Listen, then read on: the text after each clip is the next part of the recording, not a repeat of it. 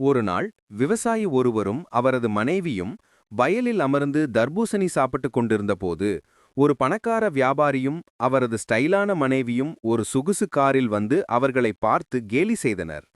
இதனால் கூச்சமடைந்து தலைகுனிந்த அந்த தம்பதி அடுத்த நாளே தங்கள் வாழ்க்கையை மாற்ற முடிவு செய்தனர். அவர்கள் பப்பாளி மற்றும் நெல் சாகுபடியில் இரவும் பகலும் கடுமையாக உழைத்தனர். நல்ல லாபம் ஈட்டியவுடன் கூடுதல் நிலங்களை வாங்கி புதிய தொழில்நுட்பங்களை பயன்படுத்தி சொந்தமாக ஒரு ஆர்கானிக் பண்ணை மற்றும் அக்ரோ ஸ்டார்ட் அப்பை தொடங்கினர். மிக விரைவில் அவர்களின் தொழில் நகரம் முழுவதும் பிரபலமானது. சில காலம் கழித்து ஒரு நாள் அதே சாலையில் விவசாயியும் அவரது மனைவியும் ஒரு மின்னும் தங்க லெம்போர்கினி காரில் பயணித்துக் கொண்டிருந்தனர். அப்போது அதே வியாபாரியும் அவரது மனைவியும் கண்களில் ஆச்சரியமும் முகத்தில் வெட்கமும் கொண்டு நிற்பதை பார்த்த விவசாயி அவர்களை நோக்கி புன்னகைத்துவிட்டு வெற்றி கம்பீரத்துடன் முன்னேறிச் சென்றார்.